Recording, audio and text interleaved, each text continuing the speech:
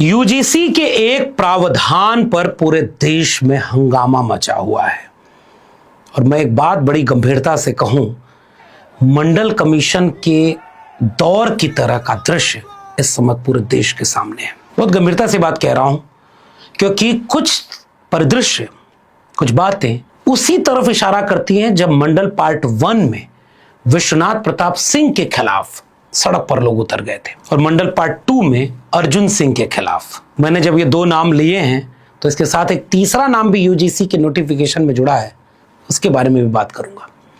लेकिन उस समय दोनों वक्त सरकारों की मंशा थी कि इस देश में एससी एसटी ओबीसी को न्याय मिलना चाहिए। इस बार मजबूरी थी। न्याय देने के लिए भारतीय जनता पार्टी की मोदी सरकार ने ऐसा कुछ किया नहीं है। सुप्रीम कोर्ट के आदेश के बाद और दिग्विजय सिंह की अध्यक्षता वाली पार्लियामेंट्री कमेटी जो शिक्षा को लेकर के बनी है, उसके रिकमेंडेशन के बाद यूजीसी के गजट नोटिफिकेशन सरकार ने जारी किया है। इसके पीछे की मंशा इसके हित के लिए नहीं है कि भारतीय जनता पार्टी और नरेंद्र मोदी केवल इस देश के एससी एसटी ओबीसी के हितैषी हैं और पूरे देश के सवर्ण उनके खिलाफ उतर गए हैं। मैं इसको आज विस्तार से बताऊंगा कि यूजीसी के इस प्रावधान में ही झोल है, लेकिन उस पर डिबेट ही नहीं होने दी जा रही है। जाति जनगणना के 33 सवाल पहले चरण के आए, उसमें ओबीसी और जनरल का कॉलम गायब है। इस पर डिबेट ना हो पाए, इसलिए इतना हंगामा बरपा हुआ है। यूजीसी के इस प्रावधान में हेड ऑफ इंस्टीट्यूट उस समता समिति का अध्यक्ष होगा और 99% हेड ऑफ इंस्टीट्यूट केवल सवर्ण है इस देश में। तो क्या वो एससी एसटी ओबीसी को न्याय दे पाएंगे? मैं इस झोल की तरफ आपको इशारा कर रहा हूं और आगे कई ऐसे झोल और दिखाता हूं जिससे मैं ये साबित करूंगा कि ये कमेटी अभी एससी एसटी ओबीसी का पूरा हित नहीं कर पाएगी और एक बड़ी साजिश के तहत इसको अभी लॉन्च किया गया है। लेकिन भारतीय जनता पार्टी चुपचाप तमाशा देख रही है कि हिंदू हृदय सम्राट बन चुके हैं नरेंद्र मोदी, तो ओबीसी एससी एसटी हृदय सम्राट भी नरेंद्र मोदी बन जाएं। करने दो सवर्ण लोगों को विरोध, लेकिन पीछे से कहीं कोर्ट का कोई झोल, कोई और खेल बीजेपी तो नहीं खेल रही है। पूरी वीडियो आखिर तक देखिएगा तो समझ में आ जाएगा। फिलहाल कुछ और दृश्य, नए दृश्य, कमाल के दृश्य, विरोध के अद्भुत दृश्य। किसी ने पैंट नहीं उतारा, बाकी सब उतार दिया। लोग सोशल मीडिया पर पूछ रहे हैं पेंटवा काहे नहीं उतारा? जी, कोई जनेऊ उतार रहा है। एक अधिकारी इस्तीफा दे रहा है कि ये जो सवर्णों के विरोध में यूजीसी ने सरकार के इशारे पर नियम बना दिए और शंकराचार्य का अपमान हो गया, मैं नौकरी छोड़ दे रहा हूं एसडीएम की पोस्ट से। और कहीं कहीं तो लोग सड़क पर आंदोलन करने लगे, विश्वविद्यालयों में आंदोलन होने लगे, सड़क पर आंदोलन होने लगे, भाजपा के सवर्ण पार्टी छोड़ने लगे। हालांकि बड़ा कोई नेता अभी छोड़ा उड़ा नहीं है, न कोई बड़ा बीजेपी का नेता कुछ बोल रहा है। पूछो बड़ा बीजेपी वालों से, चुप क्यों हो? बोलो। अगर तुम ओबीसी एससी एसटी हितैषी हो तो बोलो कि भाई हम उनका भला चाहते हैं, और अगर नहीं हो तो ये बोलो ना कि गलती से हो गया, सवर्ण नाराज है। इस पूरी पॉलिटिक्स को समझिएगा, इन वीडियोस को देखिए कि विरोध के कितने तरह की वीडियो आपके सामने आ रही है। यार हम यादव नहीं है, ब्राह्मण है, ब्राह्मण, ठीक है, ये ब्राह्मण है। शराब दे रहा हूँ कि ये 70 साल बाद आएंगे, आए हैं, अब 200 साल नहीं आएंगे आज के बाद।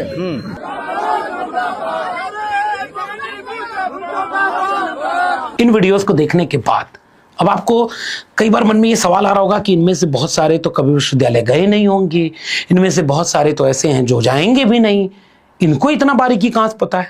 बारीकी पर तो बात ही नहीं हो रही है। बात इस पर हो रही है कि सवर्ण ही विलेन हो गया। मैं आज की वीडियो में सिलसिलेवार उनके जवाब भी देने की कोशिश कर रहा हूं और यूजीसी के झोल की तरफ भी इशारा करूंगा, ताकि कम से कम एससी एसटी ओबीसी समझ जाएं कि इतना भी अभी खुश होने की जरूरत नहीं है। पहला आरोप सवर्ण तबके का यह है कि एससी एसटी ओबीसी तीनों को जिस कमेटी में शामिल किया गया उसमें वो शिकायत कर सकते हैं, तो सवर्ण को नहीं शामिल करके यह साबित किया जा रहा है कि सवर्ण ही विलन है, यह सवर्ण विरोधी है। अब इसका जवाब देखते हैं।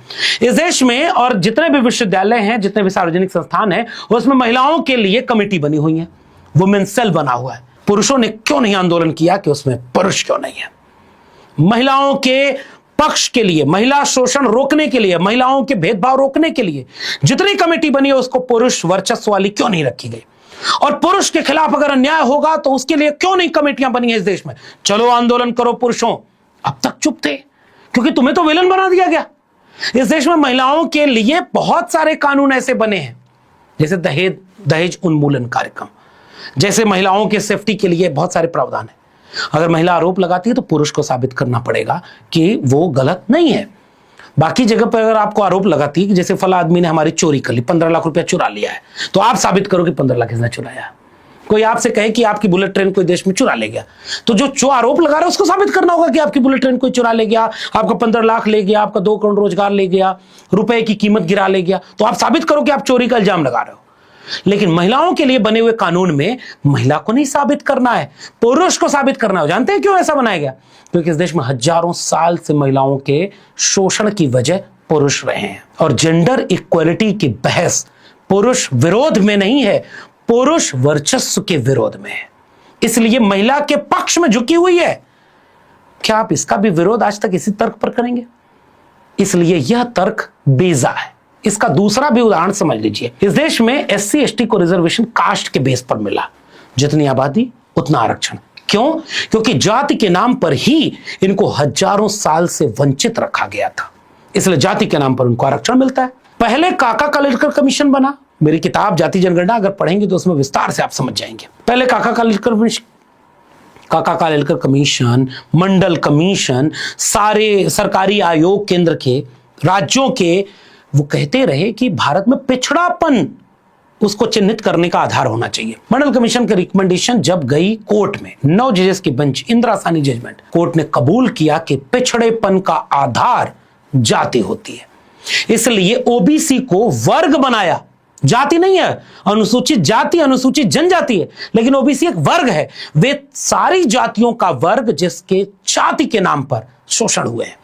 तो जाति के नाम पर OBC SC ST संविधान मानता है कि इनको जाति के नाम पर अन्याय अत्याचार हुआ, तो जाति के नाम पर कैंपस में भी हो सकता है। इसलिए इस कमेटी में SC ST OBC तीनों शामिल हुए। सवर्ण को कैसे शामिल करेंगे? हालांकि इसमें लिखा है, गौर से इसको पढ़ो आप, अनुसूचित जाति, अनुसूचित जनजाति, सामाजिक और शैक्षणिक रूप से पिछड़े वर्ग और आर्थिक रूप से कमजोर वर्ग। तो सवर्ण भी इसमें शामिल है, क्योंकि EWS केवल सवर्णों को मिलता है। एक तो ये झूठ बोलना बंद कर दो कि इसमें सवर्ण नहीं है। ये देखो क्या है। हालांकि बाद वाले में ये साफ तौर पर परिभाषा में बताया गया है कि जाति आधारित भेदभाव का मतलब ये होगा कि अनुसूचित जाति, अनुसूचित जनजाति और पिछड़े वर्ग को जाति या जनजाति के आधार पर भेदभाव। अब जरा मुझे एक बात समझाई जाए, मैं समझना चाहता हूं कि कोई सवर्ण बच्चा जाति के नाम पर भेदभाव किस तरह से झेलेगा। चलो ऑब्जेक्टिव बात करना। 2-3 आधार हैं। कोई बच्चा जाकर कहेगा कि मुझे गाली दी गई कैंपस में, मेरा अपमान हुआ जाति देख करके, तो दलित बच्चा कहेगा कि मेरे जाति के नाम पर ये गाली दी, पिछड़ा कहेगा कि मुझे ये बोला है, अहिरा तुम कहां जा रहा है, कोयरी का लइका जन्म से हीन, हाथ में खुरपी मोथा बीन, कहावत बनी है कुर्मी पर।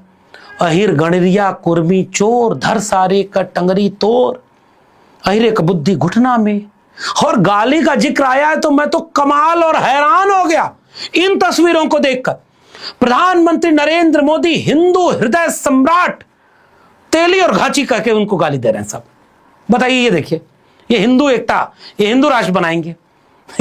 मोदी जी की जाति के नाम पर गाली दी जा रही है।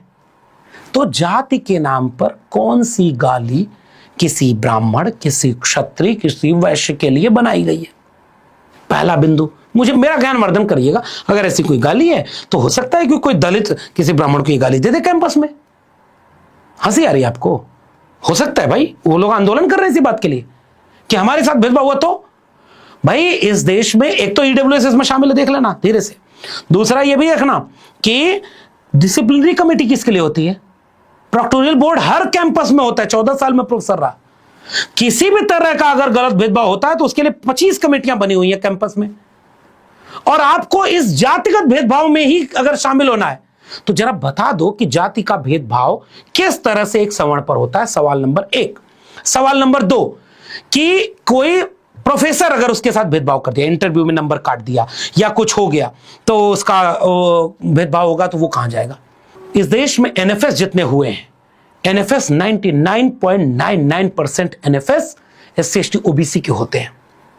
बताओ, कराओ जाति जनगणना, और जाति जनगणना करा के बताओ कि एनएफएस जितने किए गए हैं वो सारे एनएफएस एससी एसटी ओबीसी के क्यों किए गए? क्योंकि जितने लोगों ने, कमेटी ने, इंटरव्यू बोर्ड ने एनएफएस किए, उन सब में सवर्ण वर्चस्व रहा है। एक बच्चा एससी एसटी ओबीसी तो आरोप लगा सकता है, क्योंकि जिस कमेटी के सामने वो बैठा है, जिसके सामने इंटरव्यू दे रहा है, जिसके सामने वाइवा दे रहा है, उसमें बहुमत आज भी सवर्ण का होगा। तो सवर्ण बच्चे के साथ भेदभाव कैसे होगा? अगर मान लीजिए गलती से कोई ओबीसी एससी एसटी किसी का एचओडी है, कहीं पोस्ट पर है, और मान लीजिए आपकी बात को मैं सही मान लेता हूं कि वो सवर्ण बच्चे के साथ भेदभाव कर रहा है। अब आओ जरा यूजीसी के बनाए हुए प्रावधान पर, इस कमेटी का हेड कौन होगा? जरा गौर से देखो। हेड ऑफ इंस्टीट्यूट, संस्थान का प्रमुख, इसका पदेन अध्यक्ष। अब जरा अगली लिस्ट पर गौर से देख लो। एक विश्वविद्यालय में शेड्यूल कास्ट वाइस चांसलर है, एक में शेड्यूल ट्राइब, 5 ओबीसी हैं। 45 में से 38 कौन कुलपति है? सवर्ण। दूसरा एग्जांपल, 80% से ज्यादा प्रोफेसर की पोस्ट एससी एसटी ओबीसी की खाली है।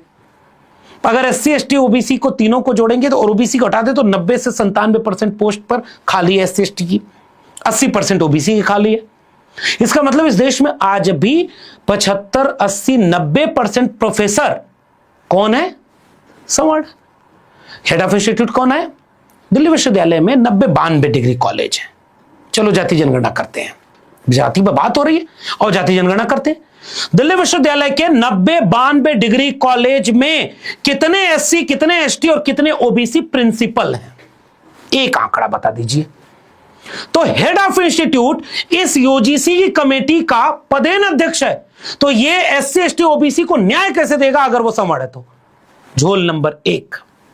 और इस बात का जवाब सवर्ण विरोध करने हैं जो उन लोगों से विनम्रता के साथ मेरा सवाल है कि आपके इस सवाल का जवाब कि आपके साथ भेदभाव कौन करेगा, कौन कर सकता है, कौन किस रूप में कर सकता है। अब आइए उनके सवाल नंबर 2 पर बात करते हैं। जिस तरह से एससी एसटी एट्रोसिटी एक्ट का दुरुपयोग होता है, उसी तरह से एस इक्वलिटी की कमेटी के दुरुपयोग की गुंजाइश बढ़ गई है, क्योंकि इसमें झूठी शिकायत और दुर्भावनापूर्ण शिकायत का कॉलम हटा दिया गया है। ठीक बात है।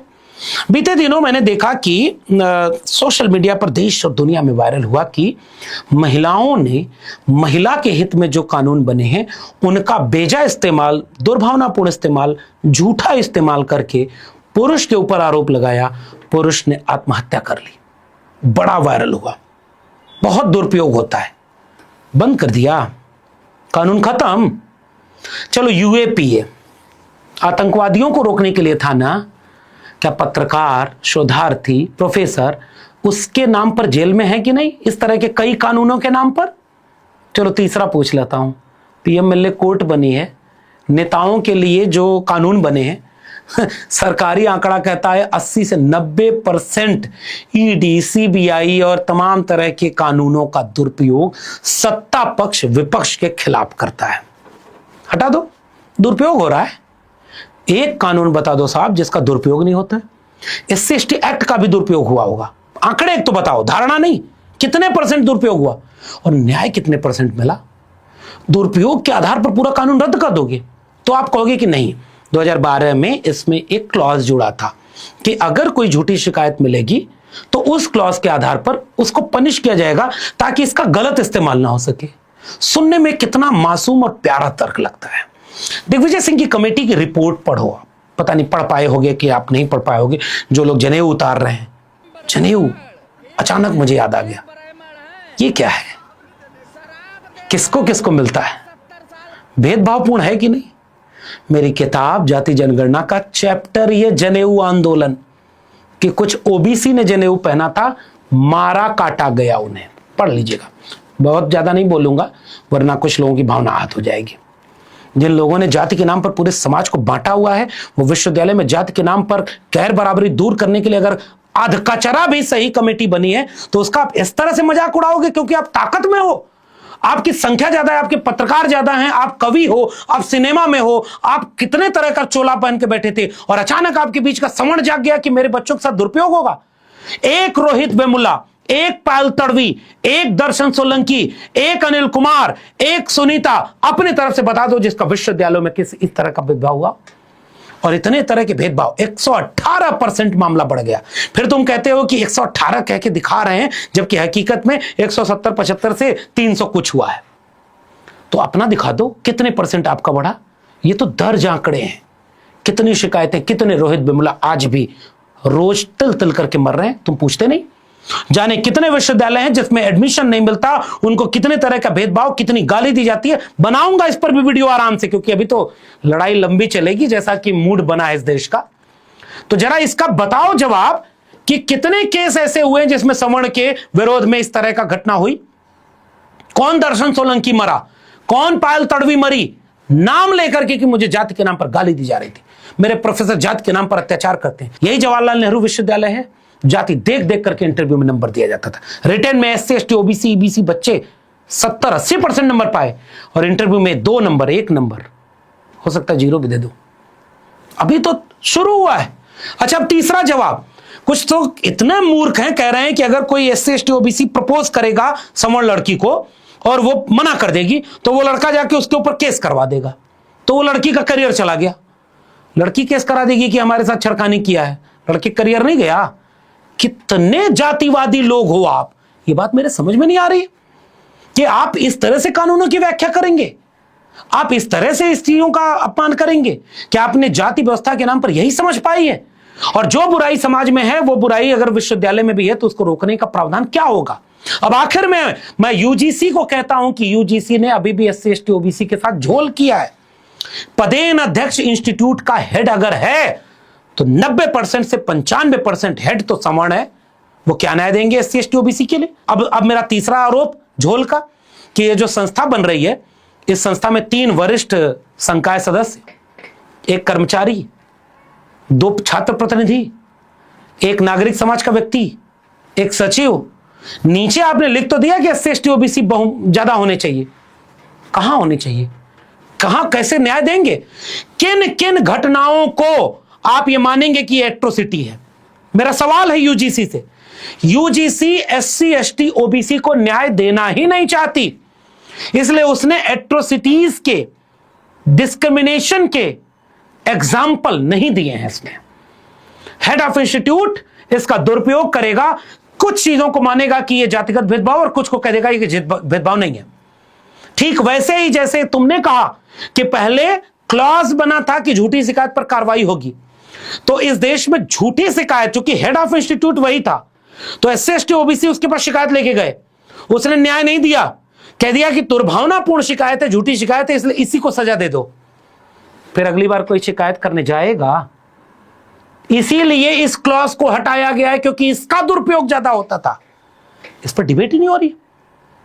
इस समय SC ST OBC न्याय नहीं पाएंगे इस OBC कमीशन के रिकमेंडेशन से, लेकिन विरोध ऐसा कर दिया गया कि हाय साहब अब तो सवर्णों देश छोड़ो। आपको कभी ये लगा कि जाति छोड़ो?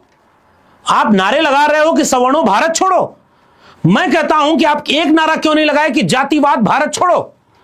चलो आज से वर्ण व्यवस्था को खत्म करते हैं, मनुस्मृति को जलाते हैं, संविधान को मानते हैं, अब इस देश में कोई जातिवाद नहीं रहेगा। जिस दिन इस देश में कोई जाति या जातिवाद नहीं रहेगा, ऐसी किसी भी कमेटी की कोई जरूरत नहीं रहेगी, न कोई रिजर्वेशन की जरूरत रहेगी। और आप, चूंकि आप पावरफुल लोग हो, यही है सत्ता साहब, जाति का वर्चस्व यही होता है। और यूजीसी जो अधकचरी गाइडलाइन दी हुई है जिससे OBC SC ST को भी कोई फायदा नहीं मिलने वाला, उस अधकचरी गाइडलाइन का इतना विरोध। मैं तो मांग करता हूं कि केंद्र सरकार और यूजीसी इस गाइडलाइन को फिर से दुरुस्त करे। इसमें जो इंस्टीट्यूट का हेड बनाया गया है, इसका चेयरमैन, इस क्लॉज को फिर से रीडिफाइन करे। इसमें एट्रोसिटीज और डिस्क्रिमिनेशन के क्लॉजेस जोड़े, परिभाषाएं बताए, जैसे पिछली कमेटी ने बताया था, अर्जुन सिंह कमेटी में बताया था।